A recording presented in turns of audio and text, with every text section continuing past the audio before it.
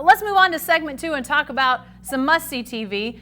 We'll find out if those NBA draft picks are must-see TV down the road. But right now, must-see TV, Rob, is the Women's World Cup, and specifically the U.S. women. They were the favorite coming into this thing, and they have just demolished everybody, including a Swedish team in their last group stage match that, was supposed to be at least some sort of contender to maybe, beat them.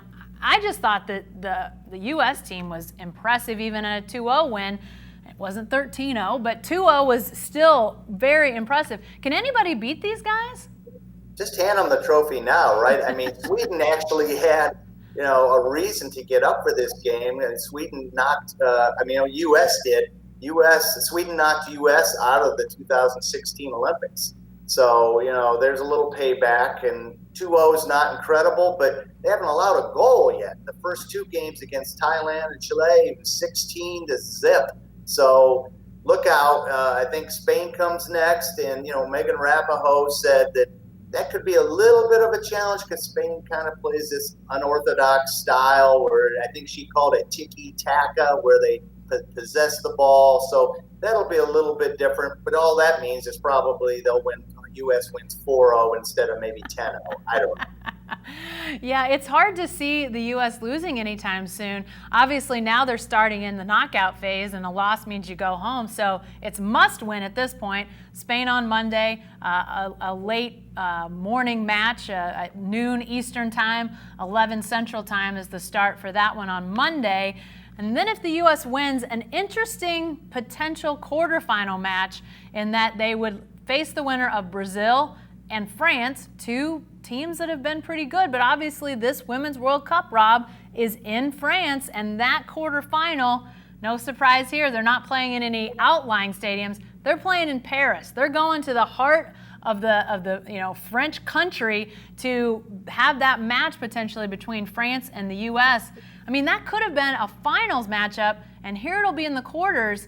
I mean, when you host, you have some advantages, but this is one that you could potentially see. I mean, it's at least going to be a big raucous crowd if that is the matchup in the quarterfinals.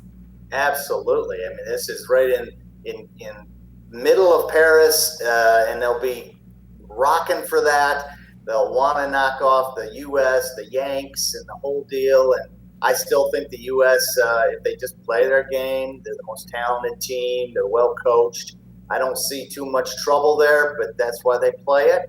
And, with the crowd into it, it could be a little more nervy than the U.S. wants. Yeah, and, it's been interesting to watch as this Women's World Cup has gone on. This is a team that, if you think back to either the 16 Olympics, which you mentioned a while ago, Rob, or even 4 years ago in the Women's World Cup, this was an entirely different looking roster. Whether you're talking about Hope Solo in goal or Abby Wambach on the attack. There's some familiar faces, obviously, whether you're talking about Carly Lloyd or Megan Rapinoe or those types. Julie Ertz has played in the last 8 years or so for the U.S. So it's not without some veterans on this team, but this is a lot of new faces, a lot of younger players. Jill Ellis has gone with some younger talent, even as, say, a Carly Lloyd sits the bench and comes in reserve. So it's going to be interesting to see as this tournament progresses, how the younger players that maybe haven't been in these big pressure situations, how they react. Obviously, thus far, it's been without any incident of, concern even really in these games. They've really just attacked it and been clearly the better team, even in that 2-0 win over Sweden the other day. It didn't ever feel like they were threatened, which, it's impressive to see at that level, just how dominant they've been. How dominant can they be? Can they go another game without allowing a goal? Could they potentially get, a couple more games without allowing a goal? I don't know, but I guess at this point, after you see, when they start 13-0, Rob, you start to sort of think, how big, how great, and obviously, a lot of people are always around the U.S. going to remember the '99 team, the success that they had winning on American soil.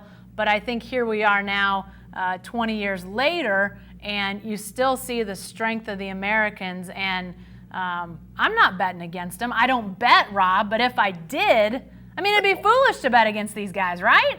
Yeah, I mean, you're doing pretty well when the biggest controversy and the most dicey moment is the way you celebrated when you're criticized against Thailand. I mean, if that's the biggest deal you have to deal with, you're doing okay. Yeah, and it's hard to believe it's been that many years since you mentioned '99. I feel old and older. Yeah, I know. Boy, what a fun sporting event that was, though.